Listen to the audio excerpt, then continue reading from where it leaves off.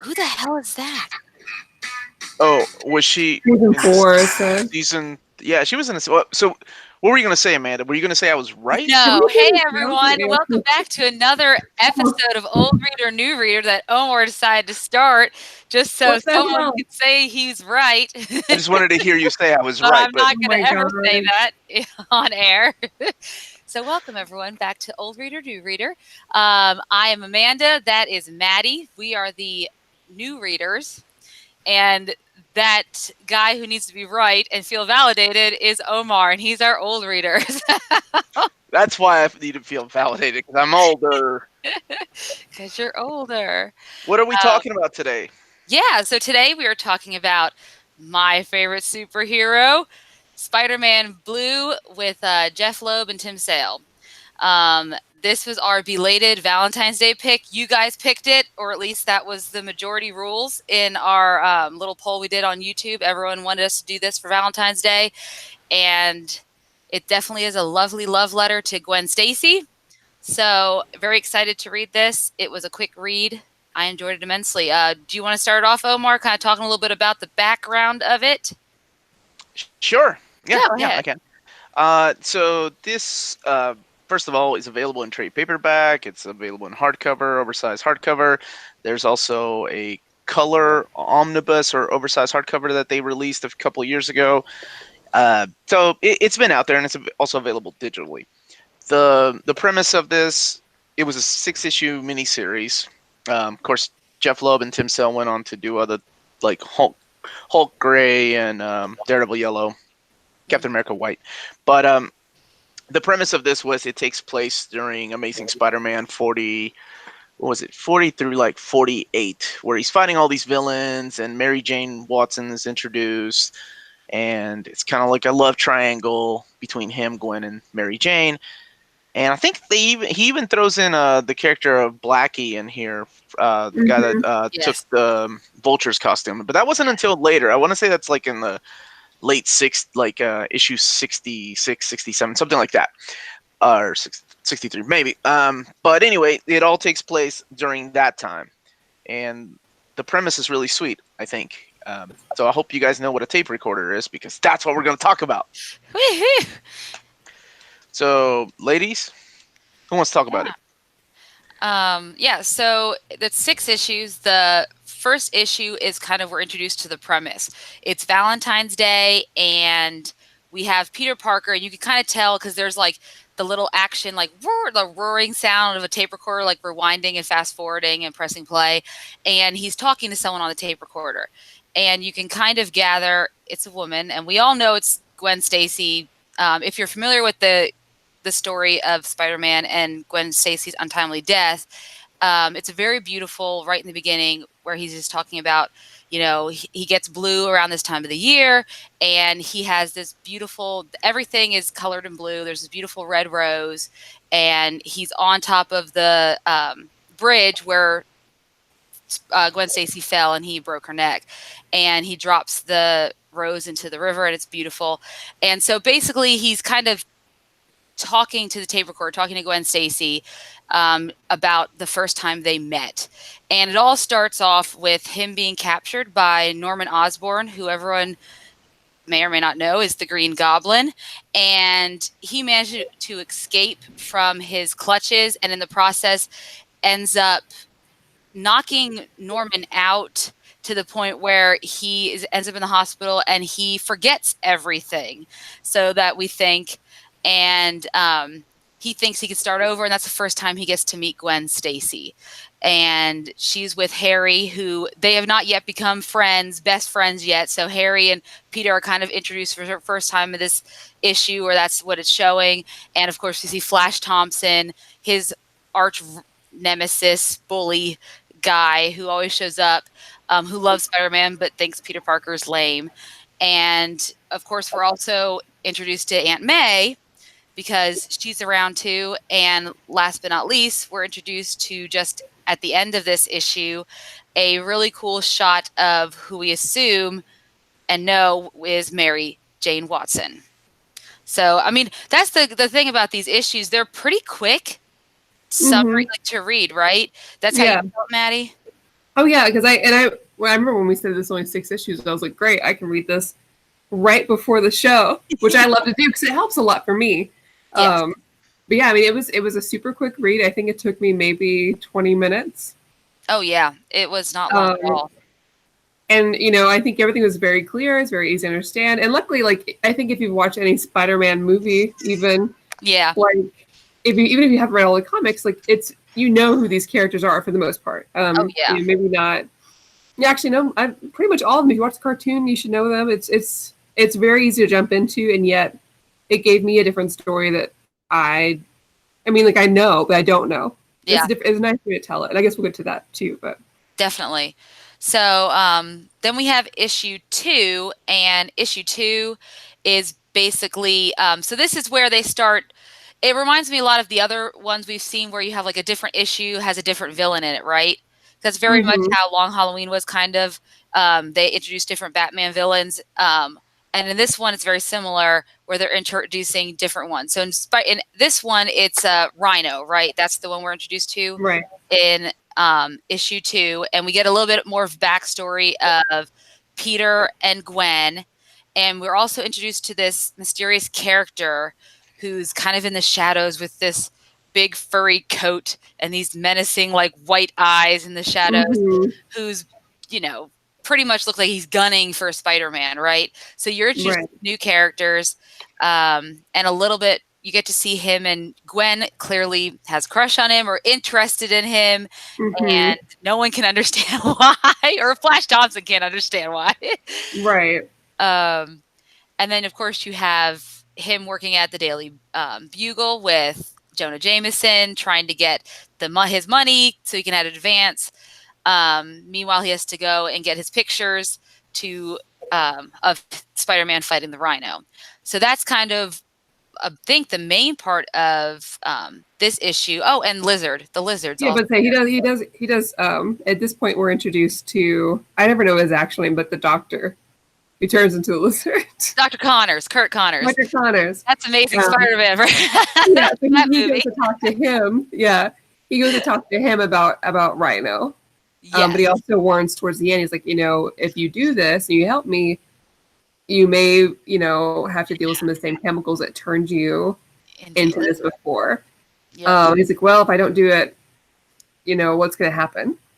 Yep. So, which it obviously means it's going to happen. So, yeah, of course it does. Yeah, it's just kind of asking for it.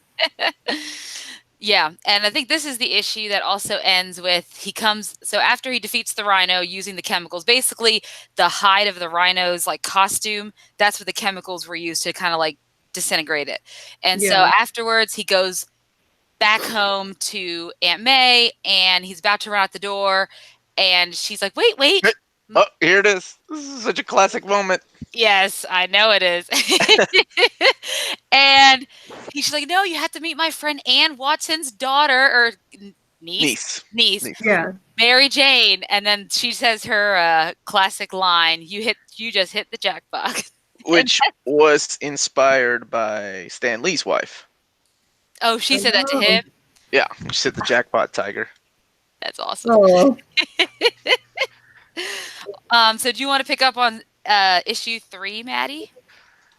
Yeah, sure. To the best of my ability. I can't remember how they all go from one bit to the next. But yeah, so he meets Mary Jane Watson. He's like, oh shit. Yeah. And I like the bit where he talks in there because he's talking to Gwen still. And he says, I might basically, like I probably seem a little bit like an asshole, talking to you as a girl, but I can't talk about you without also talking about this. Yep. And that's what starts this whole like kind of love triangle ish because MJ is flirting with him, but there's not a like legitimate interest. It's more so just she's having a good time. And that's who she is. Yeah, she wants to at that time that's who she is. Whereas like Gwen shows more of an interest. And so he goes out with Mary Jane to like a local spot, and they run into everybody. Literally everybody's there. So that's how it is. I mean, Homegirl did that on purpose. She sure did. She knew who would be there. It's like, oh my god, that's Gwen. Ugh, I didn't even had no idea. She's so pretty. Like, girl, you knew. Look. So that's when everybody starts seeing, like, who is that? Like, what is this? And then he has to go off and fight Dr. Connors. Yes, Dr. Connors. And so that goes on for a while, but luckily he's able to stop him and cure him right in time for his family to show up at the lab. So that all worked out. It really did. I'm sure I'm missing something. No, I think that's pretty much it.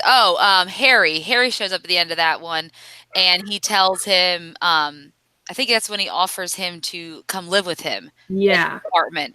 So, so he has an apartment. So this is where the start of his and Harry's friendship, I guess. Because I think what happened all the way back in issue 1, Harry was surprised to see Peter at his dad's hospital bed, like to show up and check on him because they didn't really know each other that well. He's like, "Oh, thanks, Parker. You're a swell guy," and that's what he's always telling Flash, "I'm telling you, Peter Parker's a cool dude. You gotta just live with it." Yeah, he's cool.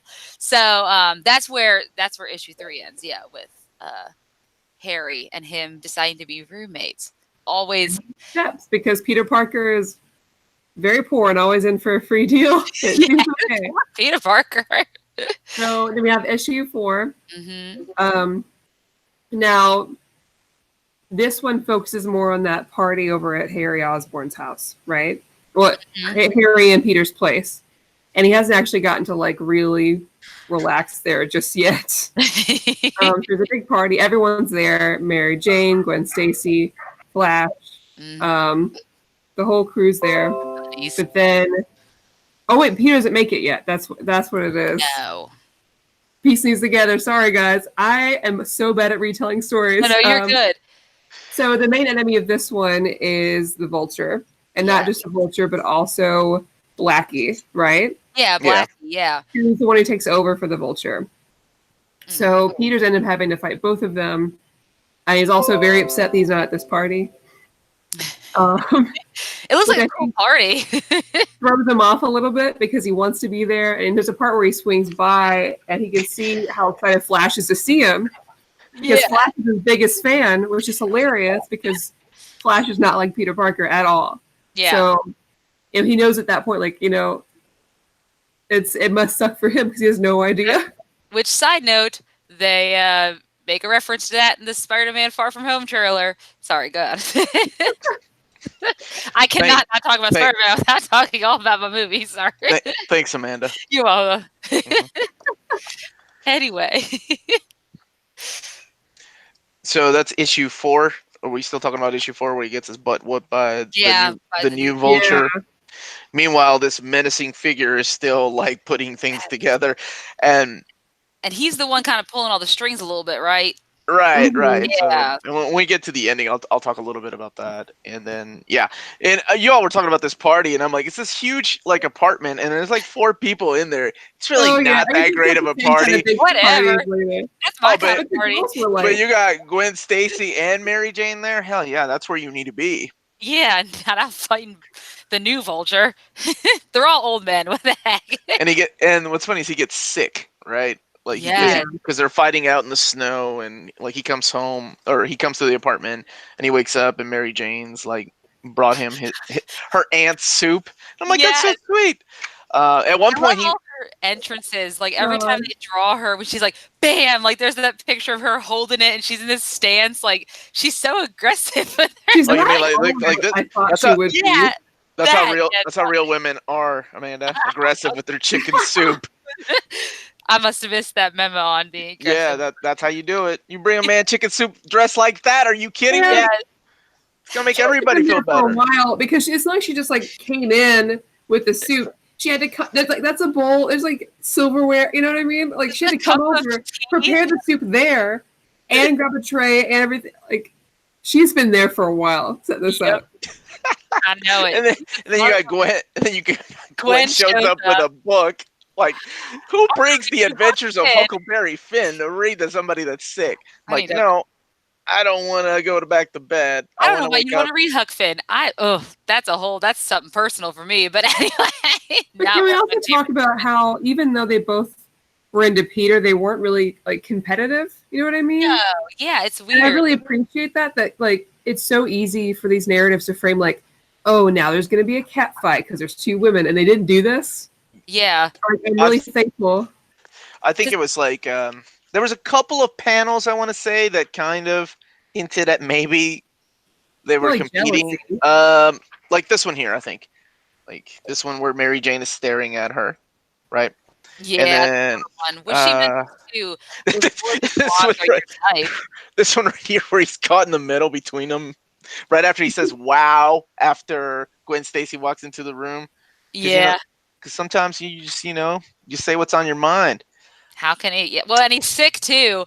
It's like kind Right. of when you're sick, you're not always in your right mind. And I do appreciate that they show that poor Peter Parker. He's like, is he the only superhero who gets sick because his costume's not really meant for the winter? Like, he has And then superpowers, and he's he, a en- cold. he ends up rescuing Flash, and I love this I homage to really like that Amazing scene a lot. Fantasy. That is right. That's what I thought. Is it a homage to that picture or? Yeah, Amazing Yeah, Fantasy 15. that was great. I love that. Yeah, so that was really nice. And then he beats the Vulture, and then I think he gets to Well, I fight. think it's important not to skip over that point with Flash, though, real Yeah, that's quick. 'Cause, important for the next part. I think there's a really poignant part right there because he saves him, and he had And he's that like- moment, and then Peter leaves This- feeling kind of bad for him. This moment right here, where he's like, "I'm joining the military." Like, whew. Yeah. I think, yeah. I mean, as far as like the story itself, that's kind of not how it went, but it's a retcon, but it's a good retcon. It's like not a it. bad retcon. It's a retcon that, much like Year 2, sure, or I'm sorry, Year 2 is what I like. Long Halloween, it's a retcon that could have happened. It's a retcon that doesn't take away from the story. The stories are still enjoyable. This just kind of makes it seem like somebody else was behind the scenes and all these things were happening at the same time when in reality they were kind of happening at different points. They weren't intertwined and connected, and what Jeph Loeb did was like take a few of those stories from the past and kind of put them together. So I thought it was interesting in that aspect. Yeah. Um, And remember, now this is the issue that ends with what's his name, the Lurker, if you will, sniffing a piece of Spider-Man's costume that had ripped off in his fight with the Vulture, which is very important for issue 6. What happened? This is how you hunt your prey. It's how you hunt your prey. Hunt. See? They were laying it on pretty Spoilers, thick. relay. It was Venom the entire time. It was Venom the whole time, that hunter. Venom was like 15 years away from here. Yes. But no. All right. So let's see. Issue 6. What happens? What's the big revelation? Who it is? What's his name? What's Craven the Hunter. It's Craven the Hunter. Craven the Hunter. One of my favorites. That's why I had bought Craven's Last Hunt for Christmas, or I got that for Christmas. Really excited to see him in it. And the big twist, the reason I mentioned that is because it's Valentine's Day and Harry asked to borrow Peter's cologne. And remember, Craven, in the last issue, we saw him sniffing it. So he thinks Harry is Spider-Man, and he goes after him because he smells the cologne on him. And Peter realizes that he's never going to let anyone borrow any of his stuff again. Well, he says, "I'm never wearing cologne again." Yeah, exactly. That's kind of a bold statement to make, Peter. It is. Just like one bad mistake doesn't mean you start stinking up the place. Like, Yeah. I doubt that never happened. Yeah, and he comes in the middle of, is it Flash's going away party because he's going off? Yeah. And so they're all there, and the girls are looking stunning in their awesome outfits. And then Craven comes in, and pretty much Peter has to save the day again. Yep. And he does. Yeah, he beats up Craven the Hunter, and at the end of the night, night, has a run-in with Norman again. Norman shows up and thanks Spider-Man for. So this was during the time when Norman did lose like his memory, but don't worry, later on, obviously because we know, because how else does Gwen? And we get this hot ass scene in the bedroom. Man, Gwen's getting a little aggressive here. Coming in there, well, if you saw Peter Parker looking like that, if I saw Gwen Stacy looking like that, I'd be like, "You better drop that coat at the damn doorway." Damn. Anyway, yes. That was pretty awesome. Now the ending. Yes. So it turns out that Peter was talking to Gwen through a tape recorder that he had found, and it's something that he had been doing for years. Like because we see the tape collections like collected over time. Yeah. And I guess it's kind of his way of dealing with it. Yeah. And the big twist is that Mary Jane knew about it the whole time, because she even says, say hi to Gwen for me, and you can that's tell how pretty. she's changed. It's pretty heartbreaking. Like how. This is the panel I was talking about, where it's revealed, like, he's been doing this for several years, probably. Yeah. Since she's been dead. Yep. Because her dad, like he says, her death kind of put Mary Jane and him together.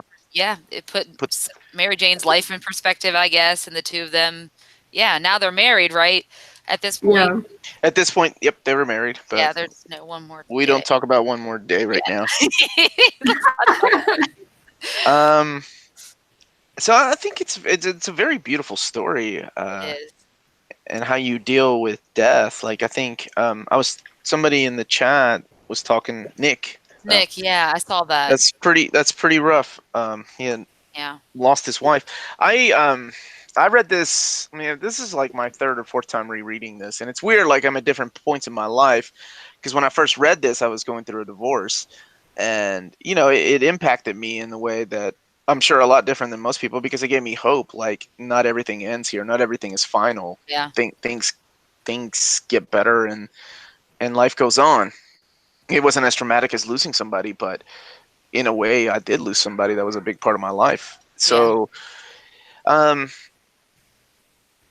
it's a beautiful comic book, a beautiful love letter to those old comic books, and rereading it always puts me and reminds me in that place of where I was, even though, like, it's been 17 years probably, and I'm in a different part of my life. Remarried with 2 kids, but I still remember that feeling. So, what did you two think? What would you give this book? What did you enjoy? What did you like? Did you all enjoy the artwork? Like, because it was very reminiscent of other things that we have read by the 2 of them, right? So yes, that was helpful. Like, just the way the narrative ran and the way each issue, like I said, you're introduced to a specific Spider-Man villain that's very reminiscent of how it was in, like, Long Halloween and stuff like that. We're introduced to very specific, and it made it easy to follow the storyline, and I appreciate that. And also, as someone who's read a few Spider-Man comics, watched every movie, it's interesting to see, for those newer Spider-Man fans, a lot of them, Mary Jane is his one true, right? So to see this love letter to Gwen Stacy, who was his first love and played such an important part in his life, I think is really beautiful. And I enjoyed that for that fact. And what I was surprised by, I honestly was expecting it to go up to her death. I didn't expect it to be just a love letter to how they met and what drew them together. I really thought it was going to be like each issue was interplaying some part of their relationship, I guess, and then that led to her death. So I was surprised where it ended, because that's not where I thought it was going to end. But regardless, I thought it was really beautiful and moving. There's a lot of people, a lot of writers, and a lot of editors that would say that, and I kind of see this, that he really loved Gwen more. Like, you see this in a lot of other stories. Primarily, the one that I think of is House of M, like, where in a perfect, in the world that gets remade, he is married to Gwen. He's not married to Mary Jane. Yeah. Gwen is the girl that got away, and got away as much as one can get away. So it's almost heartbreaking to be Mary Jane sometimes. I can imagine that. And that's how you kind of feel for her at the end of this one too, because she supports him. That's why she's such a great wife. Knowing that Gwen Stacy will always have a part of him. Yeah. How about you, Maddie? What did you get out of this? I really liked it. I mean, again, this story did things that I prefer in comics, where it's not just the action of everything, but it the main focus was something else, and it didn't necessarily have to go anywhere, which I enjoyed. I really liked. I love seeing that side of Peter, just talking to Gwen. I thought that was pretty great, and I liked that we didn't go all the way to her death, that's something I really appreciate. I think that was an interesting move. I think it was a smart move because it's not about the death itself. It's about those moments in the beginning before anything got complicated, before everything came too much. It's just like the creation of all of that, I think, was nice. You know, I really enjoyed that. I haven't read much Spider-Man at all. So all my interactions are TV and movies. So mostly the cartoons. I've never seen Gwen, not Gwen, sorry. I've never seen MJ like that, so that was interesting for me because I don't picture her that way. Neither do I. So I was like, "Whoa, what?" But yeah, I really enjoyed it. I thought it was nice and short and sweet, and I can see how this book would mean a lot to people. I could see myself even going back to it. I can see how it would mean a lot to somebody who's very much attached to the Spider-Man lore and universe and stories. I am not so much right now, but I can see myself if I had read more, if I were going to read more, this would mean a lot. I really liked it. It was a really good fast read. I was really surprised by how easy it was to just get into it. Jeph Loeb is really notorious for that. I remember reading what was it, Superman, Our Worlds at War, and I would look forward to the Jeph Loeb issues because I'm like, oh, thank God, it's not going to be wordy. I can just go skim through it. Yes, thank God for that. I mean, sometimes that's good, but sometimes I'm in a mood for something wordy, so it really depends on the kind of mood that I'm in. Sometimes you're in for Hickman's Avengers, and sometimes you just want something. Right. If you're preparing for a show like this and we're discussing Hickman's Avengers, then you might want to give yourself some leeway instead of like day of. But when we're doing Jeph Loeb, especially when we do, oh my God, one day whenever we do the later stuff like Red Hulk. Yeah.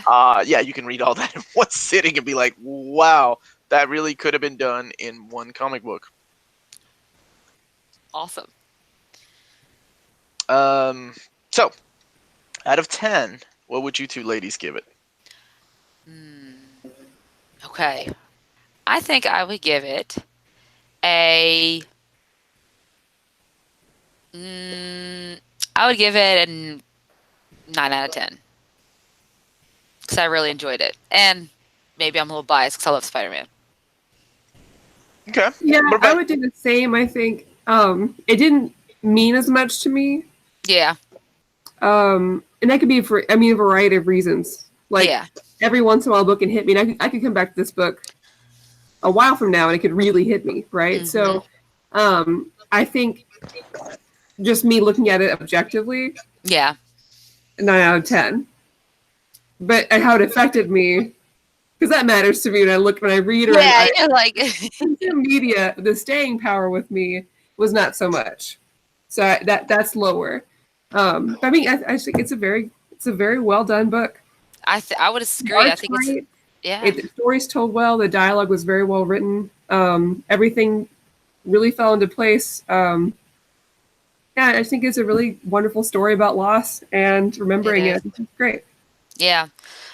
Going back to that art though, it's very, you could look at the Halloween, just long Halloween, the use of those shadows and stuff that he does, I think it's just beautiful. And I really do enjoy the artwork. I think it's perfect for the mood and the settings. The way they do that is wonderful. I think, for me, I'd probably give it a 9.5 out of 10. I enjoy it every time I read it. And like I said, but to me, it puts me back in a different time and reminds me of like where I was and where I am now. So it's nice. It's a good read. And I think Nick said it best. It's like, it's more about it's the importance of how we live, not how we die. Exactly. Which is a wonderful message that this book shows. So 9.5 out of 10. I love it. And I highly recommend it to anybody that has not read it. So there you go. 9.9, right? 9.9 and 9.5. It's pretty. That's pretty good. That's pretty good for our show. Sometimes for we vary. Our first Spider-Man 2. Okay, I guess we did also do Miles Morales, but for our first, this is the real Peter Parker. 616 Peter Parker. Yeah, it's 5 Peter Parker. I'm gonna go read some more Spider-Man now. Sorry. Okay, so Maybe I'll let's just see. stalk Tom Holland. I'm not sure. Anyways, go on. So what did the rest of the chat? What did the chat Yeah. think? I know some of you guys haven't read it. What would you all give this book? I know it means a lot more to some than others, and if you've never read it, I highly recommend it because it is quite an excellent read. And like I said, available in trade paperback, digital, Yeah. and hardcovers and omnibus format. And Yeah. okay, Thank The you, chat- everyone. The chat's chat. gotten a little. Thanks, All guys. right. So what are we reading next week? Injustice, right? are going Injustice? to read the Justice League of America, the Okay. Injustice League. This Yeah. is like I said, you all mentioned Black History Month, so I was like, well, instead of focusing on a character that was written primarily by white people, I wanted to focus more on a African American writer. Yes. And I love this dude, and sadly he is gone now. This is Dwayne McDuffie. He wrote a lot of the Justice League Unlimited cartoons and introduced us to the Milestone universe, but this is probably one of my favorite Justice League stories. If I had to pick a top 3 Justice League story, this would be it. Yes. So if you guys have never read it, I strongly suggest reading this. Artwork by Ed Benes, and I think was it Mike McKone and Joe Benitez. Yeah, this is another quick read. Like seriously, Yeah. it's only 4 or 5 issues, and I think the last issue in here kind of has nothing to do with the others. It's like the introduction of the Tangent universe. Yeah, we can skip that. But this stuff, solid. Yeah. And that's good that it looks like it'll be a quick read, because then after the words, not next week, but the week after, beginning of March, is Wonder Woman, correct? Yeah. Yes. Start to kick off Women's History Month. Wait, okay, first of all, it's Omar's birthday month, not Women's History Month. We gotta do it in that order. Okay, well, me and What Maddie the fuck? what we're calling it. You have your birthday week. Okay, fine. Yes. Wonder Woman by Greg Rucka. We're doing volume 1 and 2, and maybe, depending on how fast and how much it's enjoyed, we may go all the way through. Yeah, because I just started volume 1, not knowing whether or not how much I needed to read before. Well, it's Greg Rucka. It's my favorite Wonder Woman run, and I know Maddie has read. Have you read all of it, Maddie? I read it all. Mm-hmm. Okay. Perfect. Did you also read Sacrifice then? Because Sacrifice is kind of it's part of volume 3. Sacrifice is that Superman. Maybe not. Because I only read because Greg Rucka, the volume 3 isn't out, correct? They only released 1 and 2. This is and by the way, this is the original Greg Rucka run, right before Infinite Crisis. So it's not Rebirth. Clark Nato was asking. Oh. Yeah, Lazarus is solid. Yeah, I still want to read that. Volume 3 comes out this summer sometime. I asked for it for Christmas and didn't get it. Somebody must not love you or run out of money. Yeah, that's probably more accurate. Let's see. So we got. So yeah, those are the 2 books we got. We don't know what else in March yet. I know. Yes, we do. We're reading Red Sonja by Gail Simone. Because you'll be the new reader. I'm a part of this channel too. I made a decision. We made a decision. That's what we're reading. I am not afraid. I am not afraid of you, Maddie. Okay. Yeah, you're a little bit afraid. You're a little bit afraid. Deep down, you are. Shut up! Don't interrupt. We're reading it because we're gonna turn it on its head, and you'll be the new reader, and we will be the reader. Because Red we've all Sonja read Red Sonja. by Gail Simone. How is this available? It's on Comixology. I'll buy the volumes digitally if you can all read it. I don't care. I have volume 3. I have them. How many volumes am I reading? 3. 3. Read 3 volumes? I got the trade next, so that's how I will be reading. I'm gonna make y'all's asses read a bunch of books you don't want to read. Oh my god. We had to read Hick Avengers. Listen. That wasn't even my choice. I do own that then. I stole that from Omar. Or no, our cousin Tommy. Because he was never going to use them. He didn't like them. Kind of like Maddie. I kind of like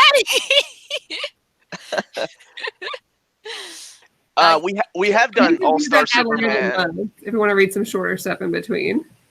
Well, because I wanted to dive into Gail Simone's Birds of Prey of Secret Six. I'm having a hard time deciding which one. A lot of Secret Six is classic, and Birds of Prey is just so good, though. And we have that Birds of Prey movie coming out next year with Harley Quinn. And then when you read this, you're like, what does this have to do with Harley Quinn? And I'm going to be like, nothing. That's exactly what this has to do with Harley Quinn. They just need to put her in the film because it's Margot Robbie, and she was the most popular character in the movie, I guess. Have you seen the movie? Probably. Yeah, probably. Yeah, I've seen the movie. Which She-Hulk run? The Mariko? Well, I did want to read some Jennifer. I want to read Mariko. I loved Mariko Tamaki because I also love her Supergirl Being Super, which we could also read because that's really, really good. That's one of my favorite books of last year.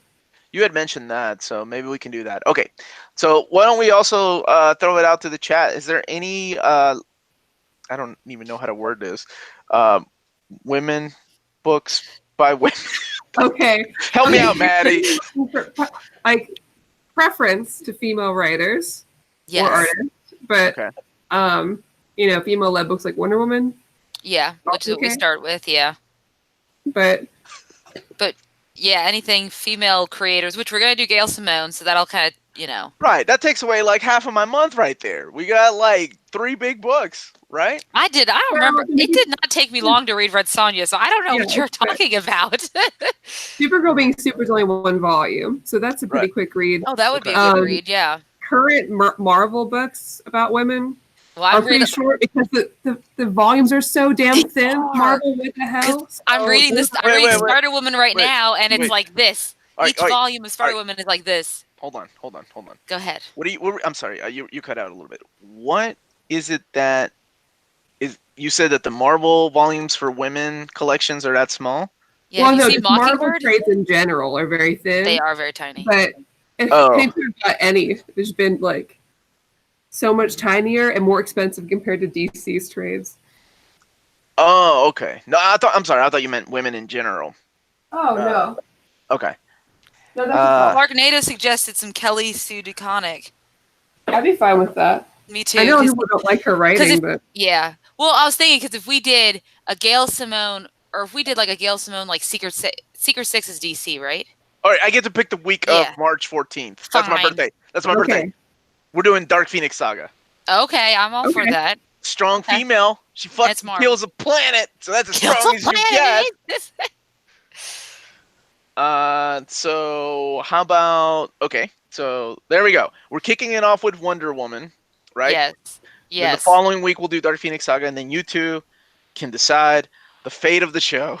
The rest of the month, my birthday month, you can decide the rest of Near Mint Condition. We should probably pick a book by an artist that we'll see at C2E2. So like Well, that will leave us on the 20th. That will leave us the 19th to do that one. To do it right before we do our. Could we go up to you Chicago? Can decide. Is Mariko going to be there? Is Gail Simone going to be there? No, but Amy Chu will be there. Is that astonishing? I know her from her Poison Ivy book and from her run on Red Sonja, and she'll be writing the new Red Sonja and Betty and Veronica crossover, which looks really good. That's what I compared it to the last show. You did, actually. You all got mad. I'm like, oh, that's like Conan's Betty and Veronica. And you were like, oh, she's so much stronger than that, but she's going to have a crossover with Betty and Veronica. Listen, the art is so good. I don't care about any of it. Okay. Fine. Yeah, but what we can do is we can kind of come up with our rest of our schedule, and we can post it on our social media channels and stuff for you guys, so you guys can... we should let them vote. And you want to throw it up on YouTube? Yeah. On our community post? I'll throw a man title out there, too. Oh, my God. That could be for Omar's week of his birthday. No, dude, Dark Phoenix Saga. You all wanted strong females. That's as strong as they come. That is true. The fucking planet. So.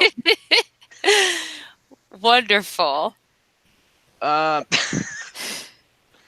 We got a lot of suggestions and stuff in the chat, by the way, guys. Okay. I do feel bad, Joe.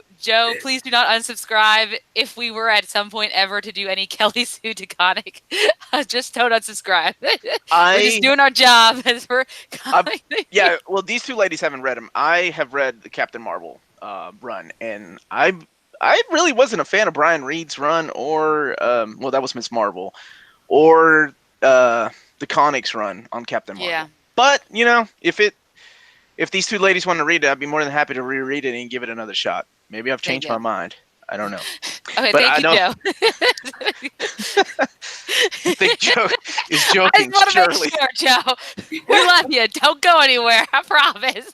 but I still hate her. Don't worry, we can always do Mariko Tamaki or something. Yeah. Remember, Maddie had to read Hickvenger and she got through it.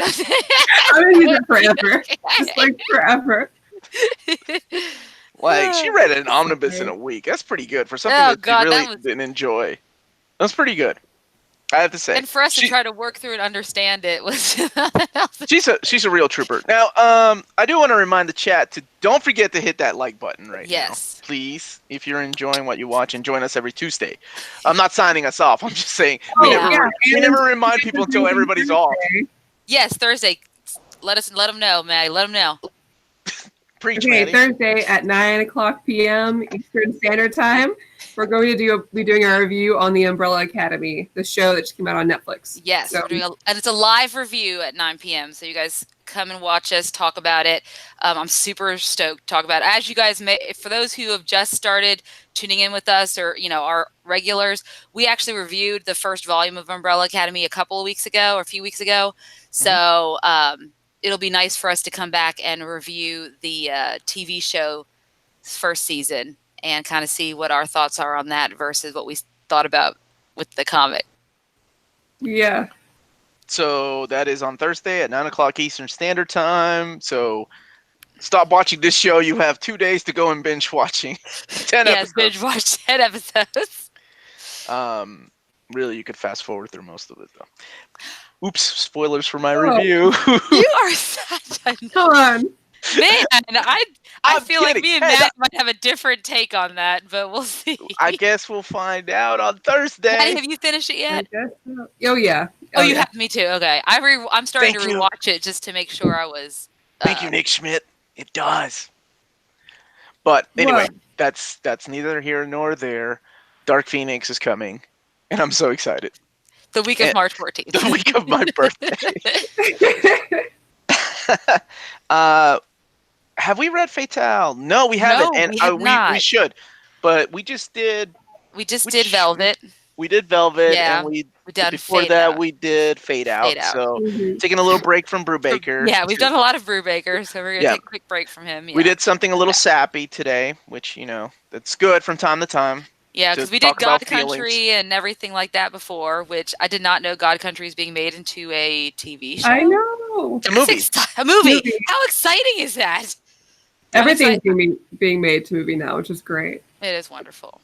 It is, or it could be bad, but I guess we'll see. Well, Yeah.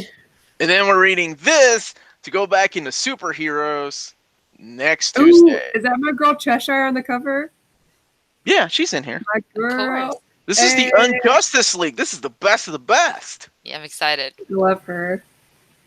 So I'm excited to talk about that book because that book, for some reason, doesn't get a lot of love. Like when I hear of people talk about their favorite Justice League stories, that one hardly ever gets mentioned. So I'm curious why. I had to order because Dark Horse has let it go out of print. Yeah, Dark Horse let those go out of print, man. That's crazy. Smutluck was talking about the Usagi. Yojimbo Chaga. The soft covers are out of print. Like, I understand the limited edition hardcovers that go out of print, but, by the way, real quick shout out to my boy Lion. Where is he? Is it Lionheart? He bought the He-Man Omnibus. Good on you, man. So did I. We're going to be two happy motherfuckers together because that book is awesome. I don't care what anybody says. That's He-Man and the Masters of the damn universe. This chat is lit, Maddie. Yeah, Maddie, it is on there right now. There's a lot of action going on in the chat right now. Smart, I'm sure it's Dark Horse. I'm sure they'll let it come back into print sometime. They're off and on with their stuff. Yeah, I remember we went to that convention. You bought the first one. Yeah. Well then, is that it, ladies? Is that all we're going to talk about tonight? Yeah, I think so. Yeah. All right. Well, let's save our thoughts for Umbrella Academy, the TV show for Thursday at 9 p.m. All right. So, who wants to sign us off? I guess I will, as usual. All right, Okay. everyone. Thank you for watching. Make sure, like Omar said, hit the like and subscribe button. Ring that bell for all your notifications for more near mint condition content. Follow us on all our social media channels at Near Mint Con. Remember, our panel show comes back at the end of the month on Thursday as well, so stay on the lookout for that. We have Umbrella Academy coming up Thursday. Omar and I are going to be doing our Oscar predictions on Saturday for Reels Talk, so that should be fun to see what we think about the Is Oscar. Avengers Endgame on there? It actually has been nominated, yes. So yeah. Oh, hell yeah! All right, cool. Just not for a major category. Uh, So yeah, thank you for watching, guys. We appreciate it. We'll see you next week for Injustice League. And remember, if it's classy and cool, it must be near mint. Have a great night, everyone. Night. Night.